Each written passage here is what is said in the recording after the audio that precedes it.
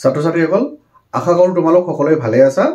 আজি মই ক্লাছ 10 ৰ বাবে পুনৰবাৰ পৰিসংখ্যাৰ ওপৰত এটা নতুন ক্লাছ লৈ আহিছো ইতিমধ্যে মই পৰিসংখ্যাৰ ওপৰত মাধ্য কেনেকৈ উলিয়াব লাগে তাৰ তিনিটা বিশেষ পদ্ধতিৰ মই ক্লাছ লৈছো আশা কৰিছো তোমালোকে এই ক্লাছবোৰ চাইছা আৰু যদি চোৱা নাই নিশ্চয় চাবা এইবিলাক তো আজিৰ মোৰ যেটো ক্লাছৰ বিষয়বস্তু পৰিসংখ্যাৰ হেতু হৈছে বহুলক বা ইংৰাজীত মোড বুলি কোৱা হয় তো আজি আমি পঢ়িম কিদৰে মোড বা বহুলকটো উলিয়াব লাগে সেই ফৰ্মুলাটো কি ইউজ কৰিব লাগিব বা ফৰ্মুলাটো কেনেদৰে আমি ব্যৱহাৰ কৰিব লাগিব সেই গোটেই কথা পুংখানুপুংখভাৱে তোমালোকে বুজি পোৱাকৈ মই কোৱাৰ চেষ্টা কৰিম আৰু মই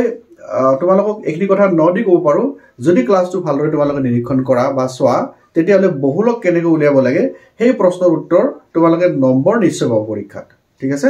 তো চোৱা তে বহুলকৰ ওপৰত তোমালোকে 8 9 ত অলপ কথা শিকিছা তাত কেনেদৰে শিকিছিলা ধৰি লওক এটা সৰু উদাহৰণ দিছো তোমালোকৰ ক্লাছত 50 জন ছাত্ৰ ছাত্ৰী আছে যদি মই প্ৰত্যেক ছাত্ৰ ছাত্ৰীৰে মই ওজন লব খুজো তেনলৈ কি হৈ যাব যে কাৰোবাৰ 30 কেজি কাৰোবাৰ 40 কেজি কাৰোবাৰ 50 কেজি এনেকৈ তোমাৰ বিভিন্ন ষ্টুডেন্টৰ বিভিন্ন ওজন তোমালোকে পাবা কিন্তু যেতিয়া গোটেইখিনি তথ্য তোমালোকে কাগজত লিখি উলিওৱা ৰোল নম্বৰ 1 ৰোল নম্বৰ 2 এনেকৈ তেতিয়া দেখিবা কোনবা এটা সংখ্যা যেনে 40 কেজিটো ধৰি লওক বহুত বাৰ ওলাইছে 44 কেজি ওলাব কেবা পাৰো কিন্তু আটাইতকৈ বেছি বাৰ কোনে ওলাইছে ধৰা 40 কেজিটো বেছি বাৰ ওলাইছে মানে 50 জন ছাত্ৰৰ ভিতৰত এনেকুৱা ছাত্ৰ বহুত আছে যাৰ ওজন এক্স্যাক্টলি 40 কেজি তো যেটো সংখ্যা বহুত বাৰ পাইছো সেই সংখ্যাটোকে কোৱা হয় বহুলক বুলি অৰ্থাৎ আমাৰ যেটো কালেক্টিভ তথ্য থাকিব সেই তথ্যৰ বহুলক মানে এটা সংখ্যা বাৰ ওলাই থাকিলে আটাইতকৈ বেছি বাৰ ওলোৱা সংখ্যাটোকে আমি বহুলক বুলি কওঁ কিন্তু এতিয়া আমি ক্লাছ 10 ত কি কৰিব লাগিব তেনেকৈ 50 টা ষ্টুডেন্টৰ আমি হিসাব নকৰো ইয়াত কি কৰিম আমাৰ শ্ৰেণী হিচাপে কৰিম এটা শ্ৰেণী অন্তৰাল লব লগা হয় তো ইয়াত মই এটা এক্সাম্পল হিচাপে প্ৰশ্ন লৈছো যে তোমালোকৰ বহুলকৰ সেই চেপ্টাৰটোৰ মই 2 নম্বৰ প্ৰশ্নটো লৈছো তাত কি আছে এনেকৈ এখন শ্ৰেণী বিভাজনৰ তালিকা দিয়া আছে ইয়াত দিছে 0 to 20 20 to 24 20 to 40 40 to 60 60 to 80 এনেকৈ শ্ৰেণী বিভাগবোৰ দিয়া আছে তো এতিয়া পাৰ্টিকুলাৰ ৰোল নম্বৰ 1 to 3 নিস্তা নহয় যেনে 60 ৰ পৰা 80 জন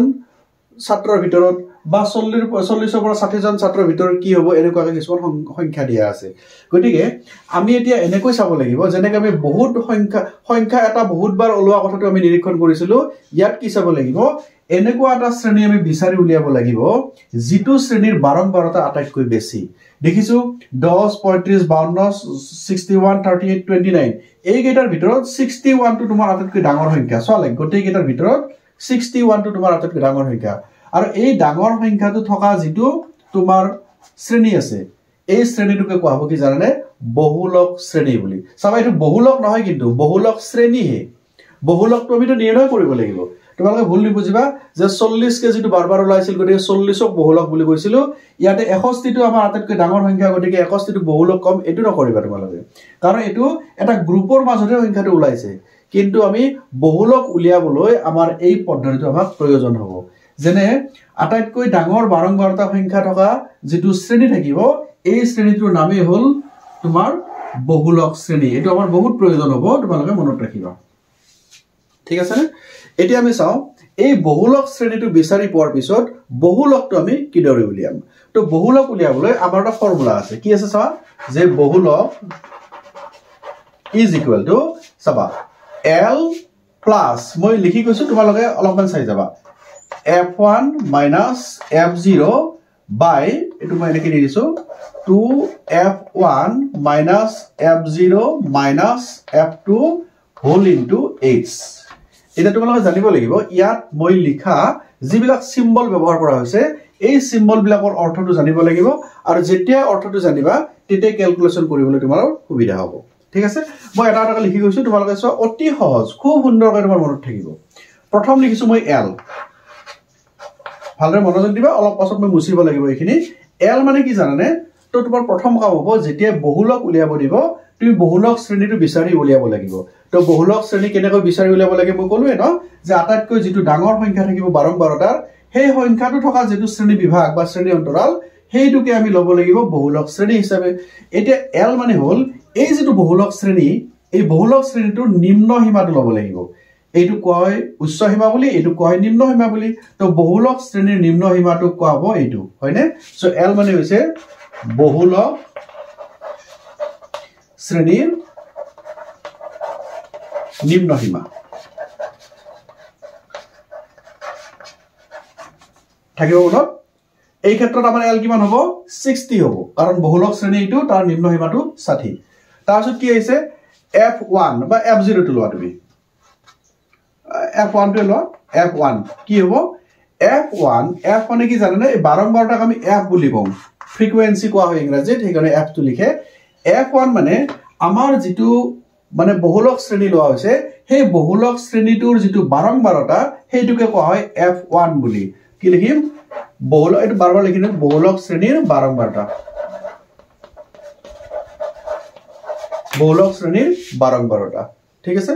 তাৰপিছত লিখম F0 F0 মানে কি জানেনে যেটো আমাৰ বহুলক শ্ৰেণী আছে তাৰ আগৰ যেটো বাৰম্বাৰটা চাবাৰে এইটোক যদি আমি F1 বুলি কওঁ তেতিয়া এইটোক আমি F0 বুলি কম মানে বহুলক শ্ৰেণীৰ আগৰ যেটো মানে বাৰম্বাৰটা হ'ব সেইটোক কোৱা হ'ব F0 বুলি মানে বহুলক শ্ৰেণীৰ আগৰ বাৰম্বাৰটা আগৰ শ্ৰেণীৰ বাৰম্বাৰটা হৈছে নে এবাৰ F2 F1 হৈ গল F0 হৈ গল F2 আছে না F2 মানে হৈছে পাছৰটো একদম সহজ F1 মানে বহুলক শ্ৰেণীৰ বাৰম্বাৰটা F0 মানে আগৰ বাৰম্বাৰটা F2 মানে পাছৰ বাৰম্বাৰটা মানে বহুলক শ্ৰেণীৰ পাছৰ বাৰম্বাৰটা হৈ গল তাৰপিছত আহিল কি F1 হৈ গল F0 হৈ গল F2 হৈ গল এবাৰ H আছে H মানে কি তোমালোকে এটো নিশ্চয় জানা H মানে হৈছে শ্ৰেণী দৈৰ্ঘ্য এটা যে শ্ৰেণী অন্তৰাল পাইছো এই শ্ৰেণী অন্তৰালৰ দৈৰ্ঘ্য কিমান যেনে 0 to 20 মানে 20 20 to 40 মানে 20 সব কেইটাতে সোৱাত আবাৰ 20 20 আছে গতিকে এটো হ'ব শ্ৰেণী দৈৰ্ঘ্য আছে নে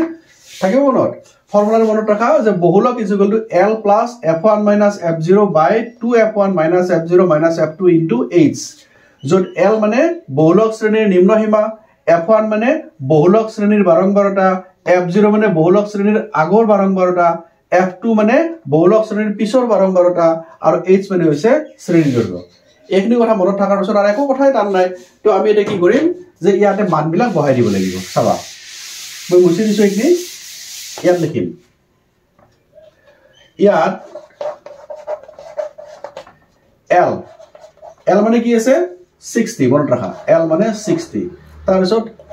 F1 মানে কিমান আছে F1 মানে আছে 61 F2 মানে কিমান আছে বা F0 তো লিখে F0 ইকুৱেল কিমান আছে আগৰটো হ'ব 52 হ'ব হয়নে 52 আৰু F2 মানে কিমান হ'ব পিছৰটো হ'ব 38 হ'ব 38 H মানে কিমান ইয়াৰ শ্ৰেণীৰ দৈৰ্ঘ্য কিমান আছে 20 এটো বুলি নহয় গোটেইকেইটা একেই থাকিব ন 20 20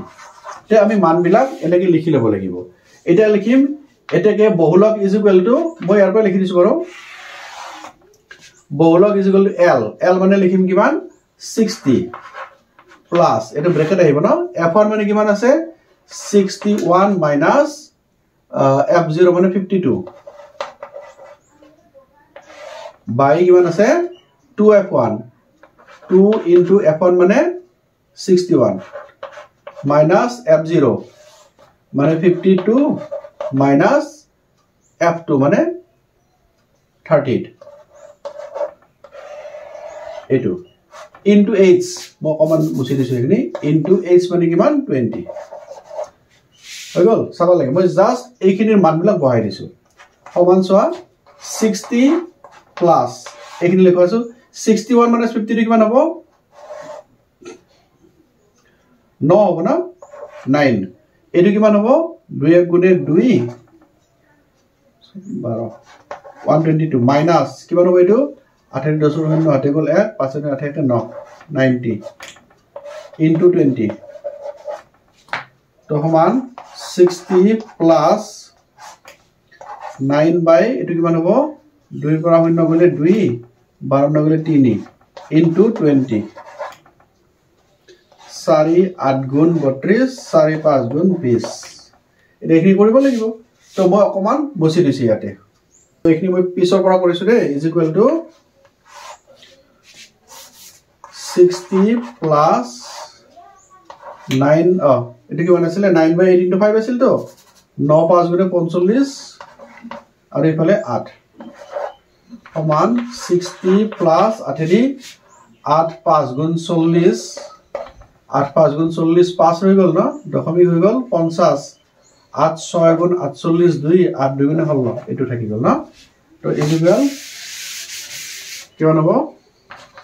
65.62 এই যে 65.62 পালো এইটো হৈছে আমাৰ বহুলক গতিকে এতেকে নিৰ্ণয় বহুলক আয়ুষ কাৰণ প্ৰশ্নটো আকৌ বহুলক আয়ুষ নিৰ্ণয় কৰিব দিছিলে মই আৰু প্ৰশ্নটো মাতি দিয়া নাই কেৱল এইখন তালিকাৰ পৰা বহুলক উলাব দিছে মানে বহুলক আয়ুষটো এটা লিখা আছে না আয়ুষটো সো বহুলক আয়ুষ ইকুয়াল টু 65.62 এই কিন্তু আয়ুষটো আকৌ ঘন্টাত দিছে ঘন্টাটো দিলে তুমি কি লিখিব লাগিব এটা ঘন্টা লিখিব লাগিব এইটো তো এইটো এৰ আনসাৰ তো আশা কৰিছো যে বহুলক কেনেকৈ উলিয়াব লাগে এই পদ্ধতিৰ জৰিয়তে তোমালোকে ভালদৰে বুজি পাইছা আৰু ইয়াত কেইবাটাও প্ৰশ্ন দিছে এইটো একেবল শ্ৰেণী উলিয়াব লাগিব বহুলক শ্ৰেণীটো এইটো শ্ৰেণী বিচাৰি পালেহে f0 f1 টো f0 আৰু f2 টো লিখিব পাৰিবা গতিকে একদম সহজ আশা কৰো তোমালোকে নিশ্চয় বাকি প্ৰশ্নকেইটাও কৰিব পাৰিবা ধন্যবাদ